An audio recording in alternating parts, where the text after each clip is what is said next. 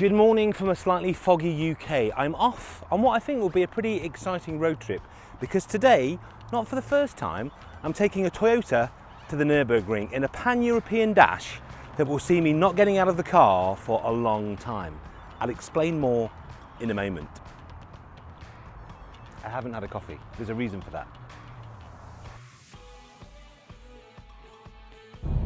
But let's talk logistics for a moment. The problem is to get to and from Germany at the moment with COVID quarantining on, you're not allowed to stop. You're allowed to transit through those countries, and in which case that means no getting out, no stopping for fuel, no having a wee. If you can do that, you're allowed to come straight home, not quarantine. And that's what I need to do because I've got a mad schedule when I get back. So can this car take me across Europe legally, and can my bladder? That's probably the more pressing question at this point. I am a nearly 47-year-old man. That's probably the limiting factor on this road trip. Anyway, should be fun.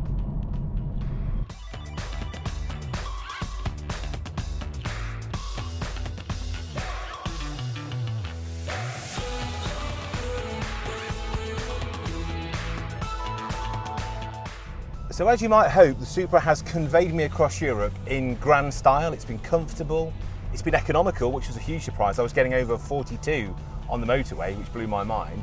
And as you can imagine, where appropriate, it's been very fast. On the de-restricted parts of the German Autobahn, it was splendidly fast, really, really quick. So I've covered quite a lot of miles. I've now been in the car for 6.5 hours. I've arrived in Germany, so if you'll permit me a small comfort break before I go on to the Nürburgring, let's find out what this car really can do.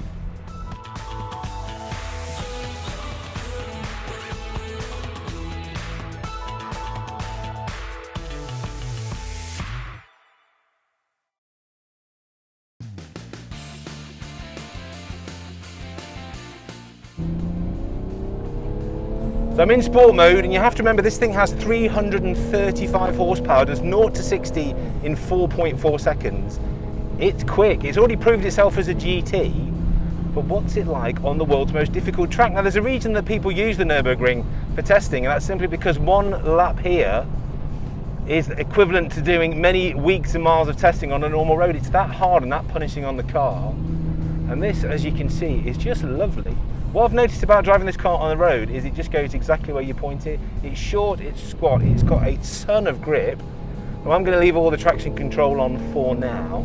There is no drifting on this Destination Nürburgring track day. But you can just see and hear, hopefully, already, this thing is super quick. That's straight up to 80 miles an hour there. It's just a phenomenal little thing on this track. Rear-wheel drive, of course, is the purity of driving for true enthusiasts. Well, what I'm really getting is just a real feeling of accomplishment. And as a driver, particularly because it's perfect conditions today, we've got excellent track grip, it's dry, it's not too hot. The front end of this thing just sticks and the back end just carries on. I've got all the traction control on, but what I've not noticed at all is the need for it to actually kick in.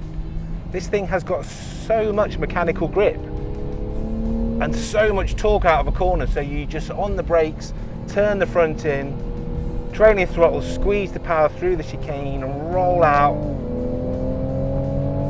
So smooth, so sweet. If you thought it was good on the road, it is twice as good on the track. And we are motoring now, we are doing 110 miles an hour. I tell you what guys, if I loved this car before, I absolutely adore it now. So we're now coming to one of the fastest parts of the circuit. We are going to reach probably 120, 130 down this bit.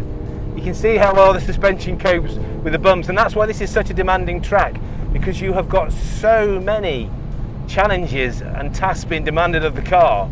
We're hard on the brakes here, down from 100 down to 75 through this corner. Again, on the brakes, turn in. The front just never ever gives up. It's always there for you. It's always there. The bite on the front end of this thing is ridiculous. Not even tyre squeal. Coming out the corner on the power now, that's straight up to 80, 90, 100. It just keeps on pulling. There are a few well-known German sports cars here with the engine at the wrong end, and it's living with them. I think that's all you need to know. Because, in fact, that was us beeping as we got on the back of one there. This is quite a bit less than one of those. In fact, you could buy one of these and have change, quite a lot of change, and bring it here, and I can tell you now, you can live with one. And with the 30 odd grand you've saved, go and buy yourself a Yaris. Bargain. The other thing that I'm absolutely adoring on this car, which I didn't think I would like, is the gearbox. So it's an 8-speed auto. Now you'd think a track car should have a manual box, but these little paddles, particularly in sport mode, you can hear, will hang on to the gear, give you pretty much the same control as a manual. It's an instant change. I don't think I could change that fast. But then you've got that perfect compromise. If you want a car that will drive across Europe through traffic, you want an automatic. When you get to the track, I don't think this paddle gearbox is much of a compromise at all. In fact, the more I use it, the more I like it. And you can hear there's a little blip on the downshift, so you sound like a hero when you're going past all of the people at Brunchen, which is where we are now, which is also known as YouTube Corner, because it's where everybody crashes, so let's not do that. You know, the most overwhelming sensation I'm getting from this car on this track is that it's fun. It's just a huge amount of fun.